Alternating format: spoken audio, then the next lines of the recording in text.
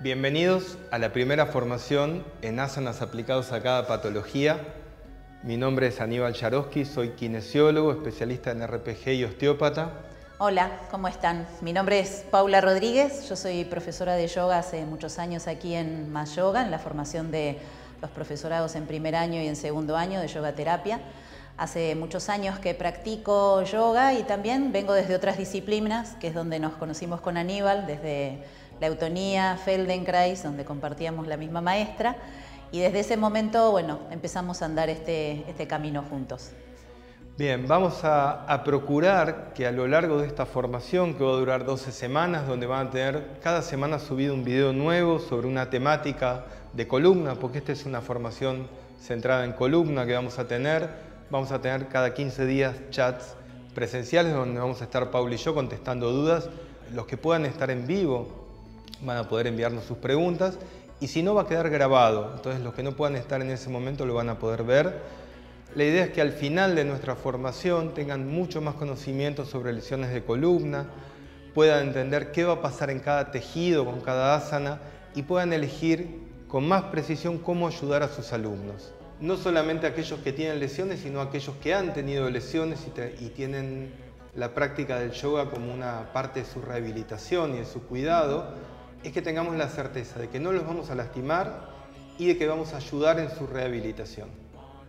Y que estas asanas, estas modificaciones que vayamos procurando enseñarles y mostrarles, sirvan no solamente para ese alumno que viene con una patología, viene con una lesión, el que ya viene recuperándose de esa lesión, sino también para nosotros como profes, para poder enseñarle a aquel alumno que recién empieza su práctica de yoga y que no tiene demasiado conocimiento y quizás viene de estar 8 horas sentado en su oficina trabajando y ni siquiera puede llegar al piso a sentarse.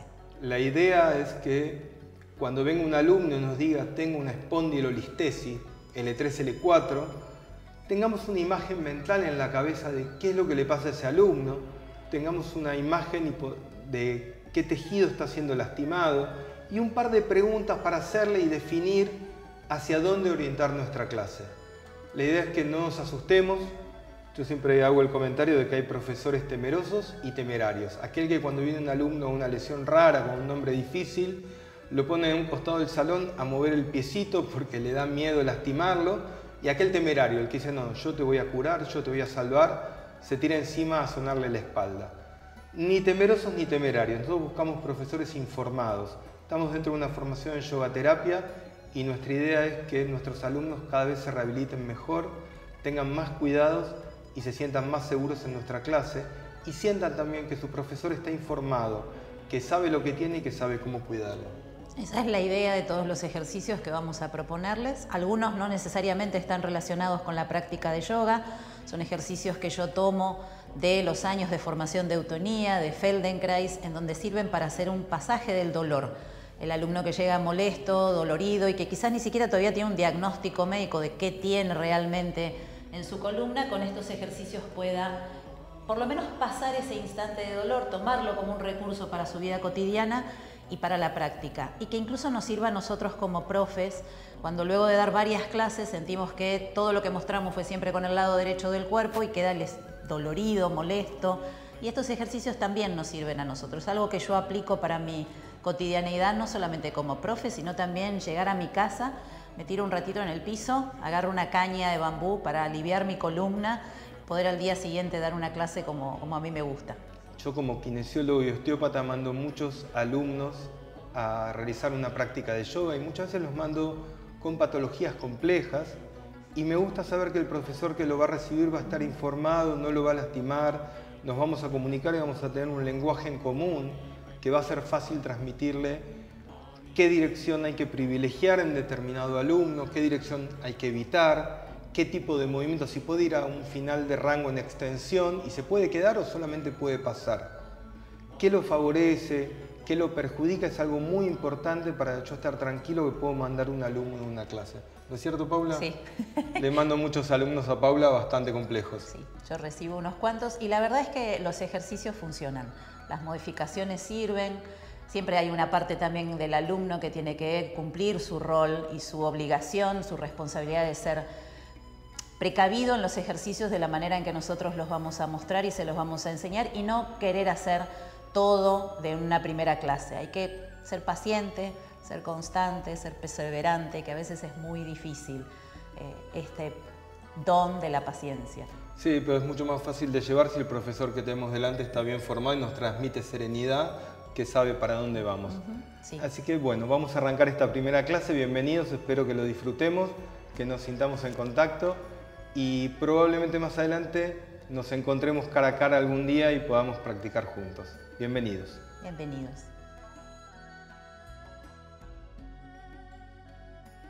Bien, nos gusta arrancar con un chiste de la profesora de yoga que está parada frente al alumnado y pregunta si alguien tiene alguna lesión y levanta la mano una chica en el fondo y delante tiene un enyesado, uno con el tubo de oxígeno, el otro con la cabeza y el suero. Vamos a ver qué considera cada uno lesión dentro de una clase de yoga terapia. Muchas veces algunos vienen con lesiones graves y no dan cuenta de que las tienen y se creen sanos. Y a veces tenemos alumnos que son un poquito exagerados y consideran que todo es una lesión. Vamos a empezar viendo con trastornos discales en columna lumbar. La mecánica de la postura, no vamos a comenzar aquí a repasar toda la anatomía, pero sí recordar que es un edificio que está sentado sobre la pelvis. Entonces cualquier cambio que tengamos en la pelvis va a afectar a todo el resto del edificio. Nadie seriamente viviría en el cuarto piso de un edificio y creería que el problema está en la planta baja que se derrumba, pero que a él no lo afecta o que al del piso 17 no lo afecta. Entonces, cuando vemos la postura siempre tenemos que empezar a mirarla desde pelvis hacia arriba o desde arriba hacia abajo, pero saber que, aunque hablemos de patología cervical, torácica o lumbar, siempre la columna es una. Aunque tenga una irradiación al lado derecho o al lado izquierdo, la columna es una vértebra. Nadie tiene problemas del lado derecho de una vértebra nomás. Siempre va a estar afectada la columna. Generalmente cuando nos referimos a una zona en particular, lo que estamos haciendo es nombrando dónde está la sintomatología. Pero el problema nunca está solamente en el lugar de la sintomatología, salvo que sea una lesión aguda, que algo, no sé, le den un cuchillazo. Siempre es un problema que se construye en todo el edificio y que, bueno, afectó al vecino del séptimo A, por decir algo. Dentro de las alteraciones posturales clásicas, vamos a ver aquí las curvaturas correctas de la columna. Está a la izquierda cuando tenemos lordosis, sifosis y nuevamente una lordosis cervical, armónicas. Cuando tenemos una anteversión de pelvis, que es la imagen que tenemos en el medio, vamos a tener el sacro horizontal y un aumento de todas las curvaturas. Aumento de la lordosis, de la sifosis. Y por el contrario, en la retroversión de pelvis vamos a tener una columna vertebral rectificada. Siempre es un problema cuando se alteran las curvas. Igual lo vamos a recordar varias veces a lo largo del curso. No nos queremos concentrar tanto cuando viene un alumno que tiene una rectificación o una hiperlordosis. Hay que tomarlo como un dato de la realidad. Vamos a terminar estudiando qué pasa en los discos y en los ligamentos.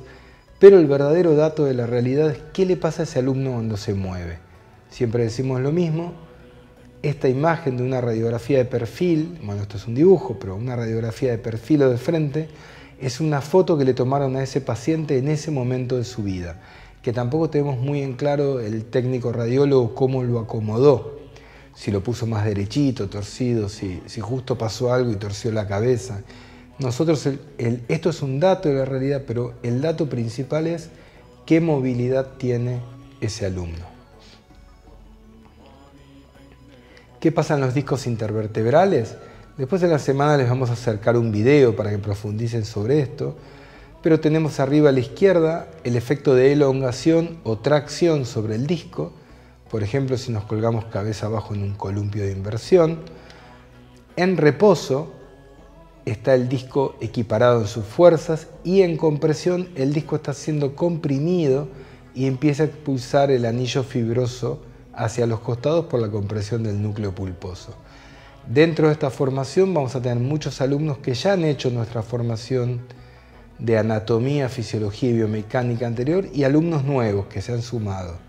Obviamente tenemos las dudas de la semana para que nos acerquen si tienen alguna, pero damos por hecho que todos aquí ya comprenden la mecánica discal. Igual en esta semana les acercamos un video para que puedan profundizar. Seguimos entonces. Si yo tengo una inclinación hacia la izquierda, el núcleo pulposo va a ser expulsado hacia la derecha, con lo cual el anillo fibroso va a empezar a, entre comillas, hincharse del lado contrario. Y asimismo, en una extensión, el núcleo pulposo va a estar disparado hacia adelante, con lo cual el disco va a bombarse hacia adelante. No me va a generar un problema del disco atrás, pero sí voy a tener un cierre del foramen intervertebral.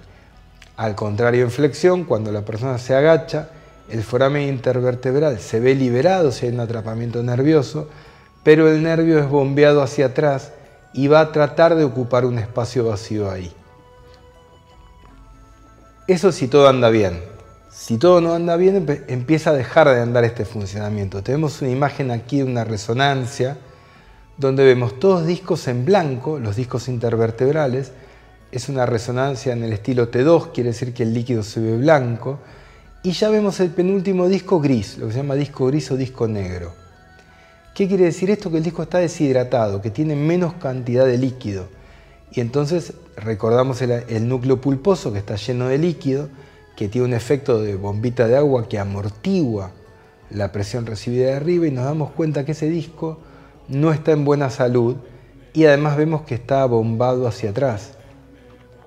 Eso es lo que se llama un disco gris, disco negro o un disco deshidratado. Todo el canal que tenemos blanco en el medio es el canal medular donde pasan los nervios. Claramente vemos que hay un disco que está en problemas y otro que ha estado o aún lo está. El mecanismo por el que se va rompiendo el núcleo pulposo tiene varios tipos de fisuras que aquí están dibujadas. Más allá de qué tipo de fisura sea, lo que sí tenemos que saber es que el disco no está inervado. ¿Qué quiere decir eso?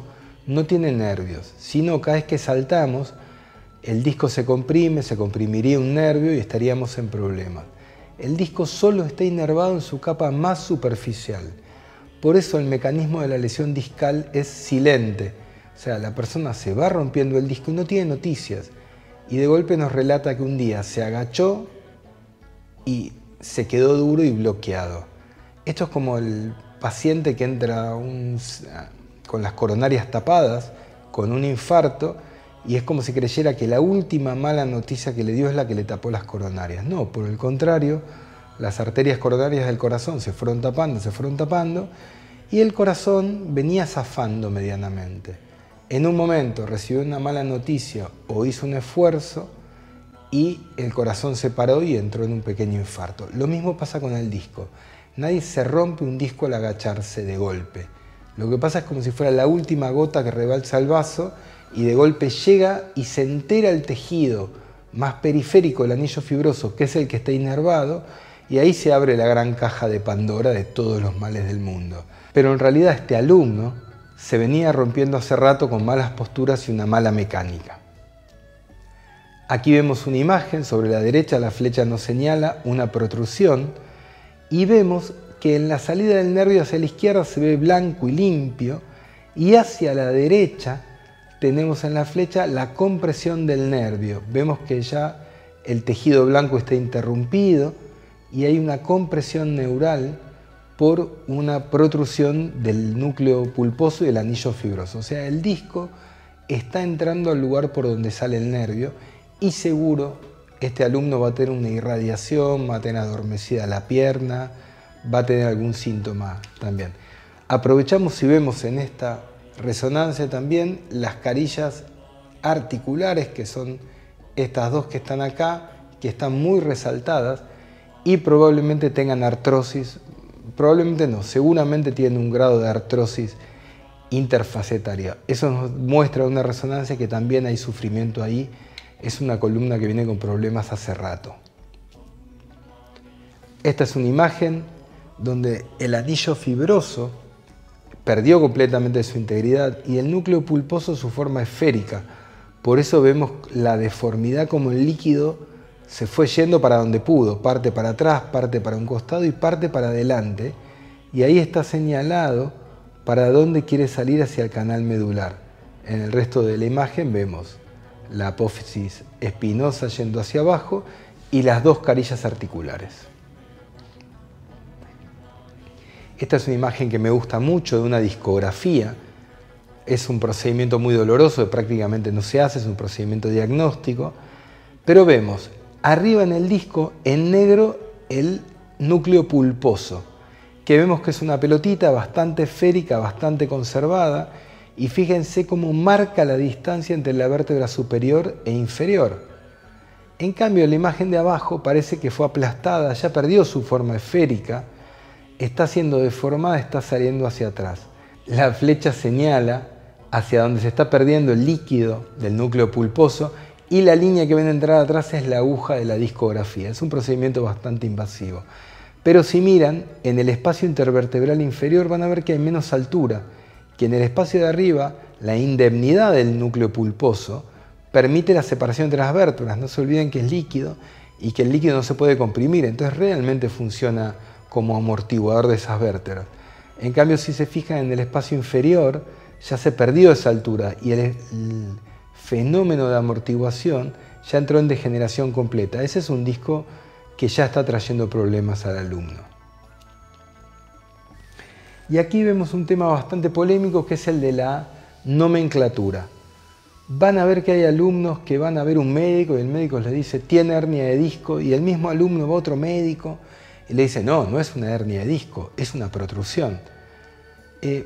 Hernia de disco es un término coloquial, no es un término preciso. Muchos médicos prefieren decirle al paciente que no es una hernia de disco para no asustarlo y porque reservan la palabra hernia de disco para cuando hay rotura. Otros médicos le llaman hernia de disco a todo. No hay un gran acuerdo. Lo que es importante es ver los estadios. En el primero tenemos la degeneración discal en el superior, donde vemos que ya hay un abombamiento. Probablemente esté por tener dolor o haya tenido el primer síntoma de dolor porque toda la parte periférica del anillo fibroso ya está tensada y empieza a dar dolor.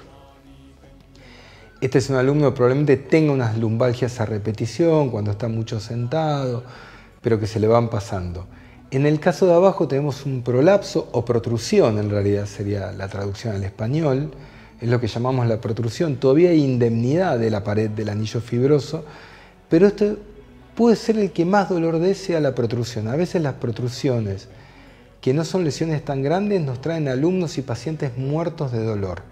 No crean que por ser menor es la que menos duele. Hay una disociación entre la gravedad de la lesión y los síntomas. Esto lo vamos a ver cuando veamos dolor. En la tercera imagen tenemos la extrusión, donde ya hay pérdida de líquido, donde en realidad se pierde la indemnidad del anillo fibroso, ya hay invasión de la médula, es bastante complicado. Y en el caso de abajo tenemos lo que se llama un secuestro, que es cuando partes de líquido y el anillo fibroso y el núcleo pulposo caen a la médula y pierden continuidad, quedan como esa gotita que vemos ahí. Estos son todos los estadios. Insisto, muchas veces cuando llega al punto de secuestro, por ahí ese alumno tiene menos dolor que el que tiene una protrusión menor, que apenas se ve en una resonancia. Depende el estadio inflamatorio y por supuesto depende del alumno. Terminamos aquí la parte teórica de esta clase.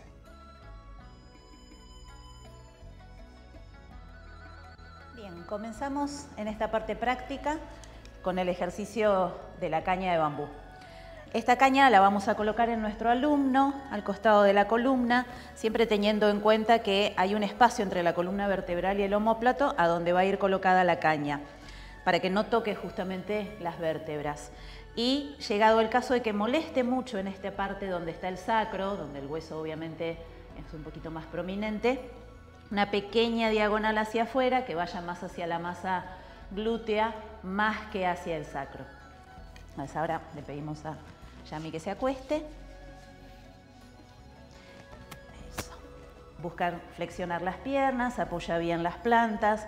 Controlamos y vemos también esto de que sus rodillas estén al ancho de sus caderas, que las plantas de sus pies estén bien enraizadas hacia la tierra, que ella se sienta cómoda, preguntarle, ¿estás cómoda? Sí.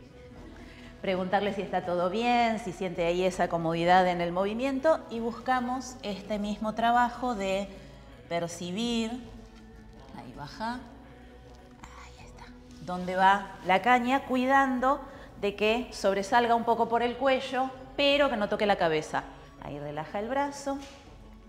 Allí, una vez que está con la colocación de la caña en la columna, le pedimos que perciba lo que va sintiendo y que obviamente si hay algún dolor, alguna molestia, alguna zona en donde esté pinchando, molestando, nos avise. ¿Va todo bien?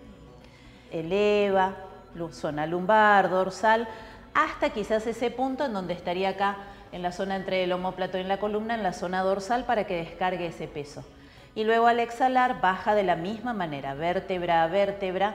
Lo importante es ir con esta velocidad, en lentitud, con calma, no pretender apurar el ejercicio, no solamente para aumentar la conciencia del movimiento, sino para que la musculatura vaya soltando poco a poco, que no se tense en cuanto a lo que está pasando como ejercicio. Y vuelve a repetir 5 veces, 7, 10.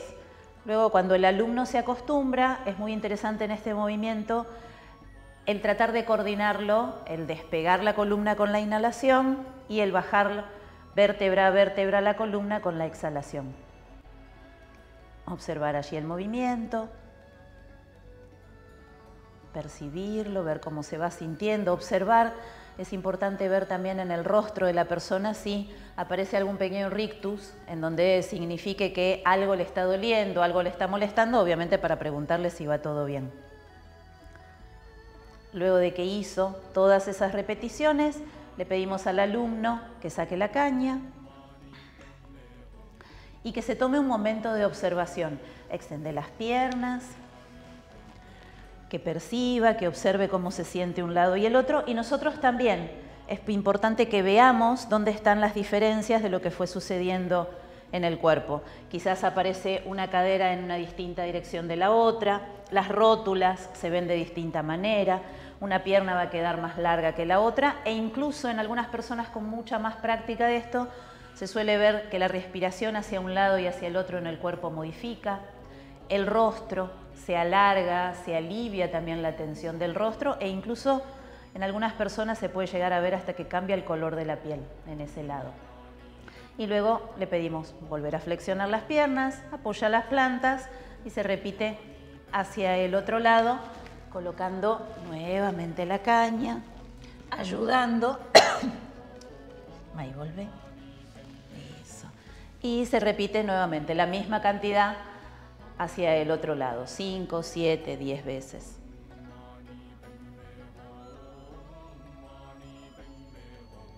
Quizás en este otro lado aparezca más dolor, más tensión o viceversa. Es bueno que también el alumno tome conciencia de cómo está su espalda en totalidad, cómo se siente esa musculatura, lo que está moviendo. Y siempre estar presentes observando que los pies estén presionando parejos hacia el piso, ver cómo está la fuerza hacia cada lado en las piernas. Eso nos va a ir dando una indicación de cómo va a estar quizás esa práctica. Quizás este alumno tiene mucha más tensión en el lado derecho que en el izquierdo. Esto nos va dando una guía, nos empieza a permitir leer el cuerpo del alumno. Y una vez que concluye todas sus cantidades de repeticiones, nuevamente sacamos la caña. Ustedes lo van a poder hacer más tiempo, con más permanencia, y se observa cómo está. permitiéndole también este instante como si pasara por un Shavasana, pero en realidad es para observar y percibir todo lo que pasó en el cuerpo, dejando su espalda un poco más predispuesta para la práctica. Bueno, los veo en el próximo ejercicio. Muchas gracias. Bien, acabamos de ver los ejercicios que les proponemos desde la eutonía con el uso de la caña al costado de la columna. La idea es que traten de hacer la mayor cantidad de veces posible estos ejercicios en su práctica, en sus clases, quizás probarlos ustedes mismos como profes antes de ir transmitiéndoselos a sus alumnos. Ustedes se preguntarán por qué no un palo de escoba, que siempre es mucho más fácil de conseguir que una caña de bambú. Es más fácil conseguir palos de escoba, pero en la caña de bambú hay un fenómeno de descarga de electrones que ayuda mucho a los músculos. No es que con un palo de escoba va a estar mal, pero es mucho mejor si pueden conseguir cañas, va a aliviar mucho más un músculo dolorido. Y cuando un alumno llega con un dolor lumbar, hay que recordar que esos músculos están espasmados. Al estar espasmado, ¿qué quiere decir? Que el cuerpo trata de bloquear la zona porque le duele, entonces va a tratar de inmovilizarla.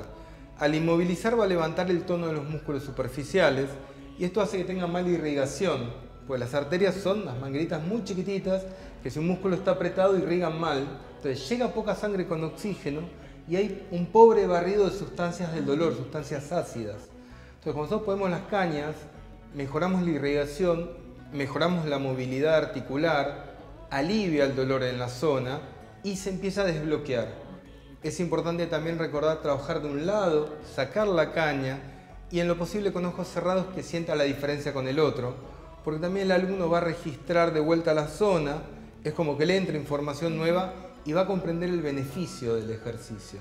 Es muy importante cuando llega que podamos tener una incidencia en el dolor, porque el alumno va a desbloquear y todo lo que le propongamos después es como que le vuelve a entrar al mapa otra manera de moverse. Le va a resultar mucho más fácil, mucho más cómoda la práctica luego de haber desbloqueado cualquiera de todas estas tensiones con las que pudo haber llegado. Vimos hoy temas sobre hernias de disco, patología discal. Es un tema sobre el cual generalmente hablamos pero no profundizamos. Sé que va a generar dudas, nos las mandan en la semana. Nos vemos dentro de 15 días en un chat que vamos a tener online con Paula. Si alguna duda es urgente la contestamos directamente, pero la idea es estar la mayor cantidad de nosotros posibles conectados a esa hora, poder contestar las dudas para todos. Si alguien no se puede conectar, no se preocupe porque la charla va a quedar grabada. Igual, cuanto más seamos, más conectados nos vamos a sentir. Esperamos que tengan una buena semana, que aprovechen, que practiquen y que esto les genere curiosidad, ganas de estudiar y que sea muy provechoso para todos. Muchas gracias. Nos vemos la próxima clase. Hasta luego.